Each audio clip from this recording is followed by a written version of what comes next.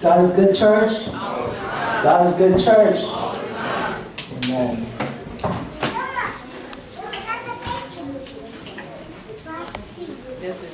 How are you guys doing today? Oh man, I'm happy. I'm ready to have fun. I just like to thank you guys for the opportunity to just come here again and speak for you guys. When Phil asked me on Friday, I was actually really, I think it shows, Phil, just a little how far God has taken me. Where like, when Phil used to ask me to come through, like a few days before, I would just be like, nah, that's crazy. But I think I've gotten to a place of spiritual maturity where I know like, God could give me a message in one day if He really wanted it. And so God gave me this message yesterday, like, so I'm ready and I'm excited to just share it with you guys. But before I go, could we just thank the leadership real quick? I know it's Vashti, Phil. Who else is part of the leadership? Sheldon. If you guys could just stand up real quick, please. Eartha, if she's here. Sheldon. Jean-Francois. I've seen that it just takes a lot to continually serve God and truly just like go before Him and seek His presence. And you guys do this on a weekly basis. I don't know how blessed you guys actually, like the youth, I don't know how wonderfully God has blessed you guys to have these leaders that faithfully come and faithfully just want to teach God's word and just get the good speakers and just get people who would equip you for your walk with Christ. So I just really thank God for them, and I know that God is going to do something new. There's a passage in the Bible that says when you continually sow seeds, their fruit will rise. So I know that God is continually sowing the seeds in this ministry, and your fruits will bear witness. So I'm excited, and I praise God for what He's about to do for you guys. I'm excited, especially being one of the fruits of this ministry. I'm excited for what God about to do. And you guys know you're always family. I'm always going to be here, Phil said, to come preach and just have fun with y'all. But before I start, could we just pray real quick? Bow your heads. Dear Heavenly Father, we just thank you for your word that stands true. And it is true and it does not lie, O Lord. So I ask that you speak through these lips, okay, the undeniable riches of your grace and truth, Lord God. That just one person would encounter you today, Lord God. That you would be faithful through it all. In Jesus' name we pray. Amen. Amen. The title, if I had a title, the title of my message today would be One Body. If I had a title. But could you guys turn with me to Genesis 11. Genesis 11, verse 1 to 9. And this story, I don't know if you guys know, but it's about the Tower of Babel. And to give a little preface to it, this is after, creation and Noah, the flood happens. And then this is Noah's sons, and they all gather together, and they want to build the Tower to heaven.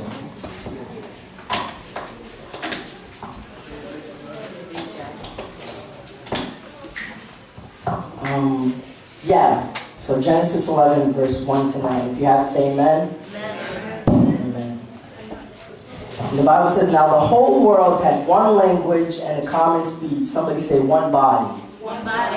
As people moved eastward, they found a plain in Shinar and settled there. They found a plain in Shinar and settled there. In Hebrew, the word plain is bika, and it also translates to a valley. And this part of the text just gives me so much trouble. To go to a plain in life, to go in a plain, it's between two mountaintops. There's the high rise, and then there's the low valley, and then there's another mountaintop. And I think that it's crazy that as Christians we become comfortable in the valley. Where God has brought us through many mountains, many difficulties before, but we just find ourselves over and over again in the valley. We find ourselves, climbing with God and remembering the God that was faithful in the mountain, but then we get to the valley and we get too complacent in how things are. We get too comfortable and we're not even searching anymore. We're not even looking for God anymore. We forgot the God who is faithful in the mountain. We forgot all of the blessings that the God has given us. We forgot His mercy. We forgot His endurance. We forgot His love, His faithfulness, and we rest in the valley. Instead of going on a mountaintop and getting to the high peak and seeing God's face and then coming back down, we'd rather just stay in the valley, but knowing that in that other mountaintop, right where the valley is in between, there is God's blessing and mercy once again. I believe as Christians, if we would just understand that God is faithful through it all, that we wouldn't hate the valley and we would always continue and climb forth in Jesus' name. We would always search for Him. We would always long for Him. We would always cry out for more of His Spirit. We would always cry out for more of His presence, for more of His goodness and His faithfulness. You know, the idea of climbing a mountain is actually real to me because at Gordon, like you guys know, I go to Gordon College, and they have a little program called Discovery. And what they do is take, you know, like 10 kids and they bring them to like the mountains in New Hampshire to go like climb mountains. And like, I'm a city kid who doesn't play hockey. So I was like, I wasn't feeling it, you know? I was like, this is not what we do. We play ball, you know, stuff like that. But they were like, no, we're gonna go, we're gonna have a good time. And the whole time climbing the mountain, you know, I'm like, I'm out of shape. So the whole time, I'm just like dying on the mountain, and I'm just like, this is crazy. And there was snow on the ground too. I was falling in the snow. I wasn't equipped for the road that was ahead of me. But there was a thing that happened when I got to the top of the mountain. The whole presence changed. The whole atmosphere changed. It was beautiful. I got to see the mountains, all of the white mountains in New Hampshire, and I got snow. And there was snow on the mountains, and it was just beautiful. And the first thing I said was, wow, I have to bring my family here. And that's not true anymore, because I wasn't meant to climb mountains. But it was a beautiful sight. And I believe that if we remembered the God of the mountains, if we remembered His beauty and remembered His splendor, we wouldn't have trouble climbing any mountain that stands ahead of us. Going back down the mountain, I just remembered how good the climb up, how burdensome the climb up was, but getting to the top of the mountain and seeing God's glory and seeing God's beauty and seeing His faithfulness through it all. And I was like, man, I really have to go up again, because there's something about getting to the top of the mountain that when you're in the valley is just not good enough anymore. That when you're in the valley, it's just not what you remembered it to be. You know, parties were cool, but then I got to know the presence of God, and parties are just the same every week. You know, everything, you know, chilling is cool, playing games is cool, but when I got to the presence of God, they don't have the same bond over me. They don't have the same control. I don't find the same enjoyment that I did once before. It's when you get into the presence of God and He works something new within you that your whole insight changes, your whole lifestyle changes by His glory. But if we were to put God first, we wouldn't settle in the valley. We would remember His goodness and His faithfulness. So they saw the plain and they settled there. And they said to each other, come, let us make bricks and bake them thoroughly. They used brick instead of stone and tar for mortar. Then they said, come, let us build ourselves a city with a tower that reaches to the heavens, so that we may make a name for ourselves. If there's one thing I learned this year, is that it's not about you. You know, we love to be, you know, the preacher in the front. We love to be the person in the spotlight. But I really just have a love for those who serve in the background now. Because I think they fully understand humility, and that they can do their work weekly, day by day by day, and know that they will get no recognition, no praise for what they do, but they will continue to serve God. God loves you, God wants you, but He can do it without you. Like Vashti was saying, I believe, we've come to a place where we're so individualistic, you know, we're the microwave generation, where it's all about me, me, me. And you know, I have this talent, I could sing, I could dance, I could do poetry, and God needs me to advance His kingdom. But God really doesn't need you at all. If Phil or Vashti were missing one Sunday, and the youth service didn't go on, that means there's something wrong with the leadership in that. Because God can work in and through without them. And when they start believing that God needs them to function, that's when you have it all wrong. Where God will continue His presence and continue to move and continue to show His glory with or without you. It's your choice to respond, but God can move either way. He doesn't need you, but He wants you. You know, at school we have a gospel choir, and that's the one message that the director of the choir shared with me all year. You know, I'll be I became the chaplain of the gospel choir, and I was doing like all these things. But there were so many things that he was just saying like, yo, Benji, I know you're talented, I know you're good, but God does not need you. And I was just like, what do you mean? I'm Benji. You know, I got the light-skinned smile, I'm Benji. But he was like, no, like, please don't get it twisted. God loves you, he created you, he set you for a purpose, but he does not need you to see his plan come to pass. Amen. You're only a vessel to be used. And that has really humbled me this whole year, that the fact that God doesn't need us, but he chose us and he died for us. The fact that God doesn't need us and we could die, but God sent his son on the cross to die for us and make us free. God doesn't need us, but he chose us to be used for his glory. I mean, think of every Bible dude who made it about themselves. You know, Samson was like, no, I don't want to follow the Nazarene vow. You know, I'm going to do me. What happened to him? You know, David, you know, he was like, I'm going to make this about me. You know, I'm king. I have power. Look at Bathsheba.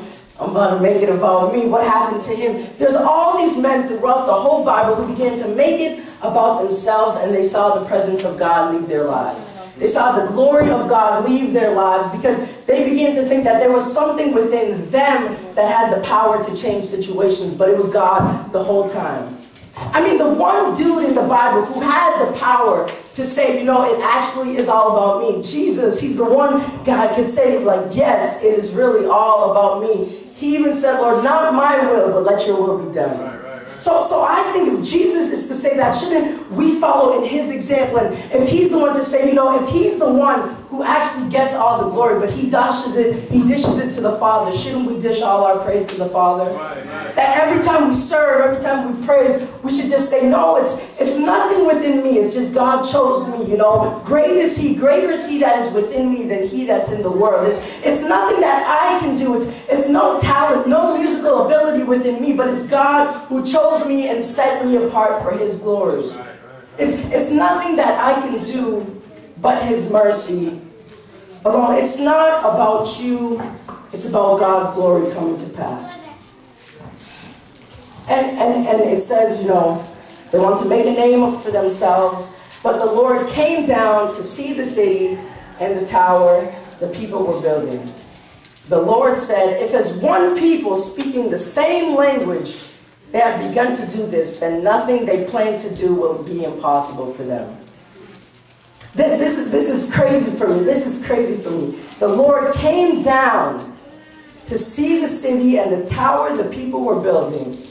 The Lord said, if as one people speaking the same language they have begun to do this, then nothing they plan to do will be impossible for them. I think it's interesting that they drew the presence of the Lord. You know, they weren't even trying to glorify God in what they were doing. They were trying to build a name for themselves, and yet God came. His presence was drawn because they were working in unity. One body. His presence came because they were working together for a common purpose. And the Bible tells me whenever 2 or 3 are gathered, his name is there. So God came in the midst and saw what they were doing. They were trying to build a name up for themselves. But I think that the church has fooled ourselves nowadays. You know, we think whenever the presence of God is in the midst, you know, it's blessings, it's good things. But I have to be real with you guys. The Bible says that God comes and he rebukes the sinner. We've turned our Bible into, you know, God is in the midst. That means there's blessings. But there's so much other things that God does. God's presence will call you out for what you are doing and change your ways. God's presence came down and noticed what they were doing and rebuked them for what they were doing. I think of the story of Ananias and Sapphira in Acts. I remember my mom told me that story when I was like 7, 8. And she used to give me like money for La Colette. Like $1, and I used to go to the vending machine and get a drink. And then the story goes, you know, they promised to give the church this amount of money, and then so the husband went. I think the husband was first. The husband went and he was like, here's the money, and then Paul was like, are you sure this is all the money? And he was like, yes. And then Paul was like, yo, you lied, bam, you're dead. And the dude died, and then the wife came back and was like, yes, my husband gave all the money. And Paul's like, are you sure this is all the money? And then she's like, yes. Boom, the presence of God killed them both in the spot, and they were both buried to each other. Now, as a 7, 8-year-old kid telling that story, that was crazy. I never started using my money for the vending machine again. But yeah, it was crazy. My mom was crazy. But it just goes to show that the presence of God will kill you where you are if you are not following in obedience to Him. Yes, God is love. Yes, God is for you. And yes, God loves the sinner. But if you continually lie and if you continually go against His word when He's already given you reminders and chances to go towards Him over and over again, God will smite you right out of this place. But God is slow to anger. Don't take this to mean, God is a vengeful, a hateful God. No, because He loves you. God couldn't live without us. Indeed, He sent His Son to die for us on the cross, that He might live for us. God is love you. God is for you. But yet there are levels to this, There's limits to the grace of God.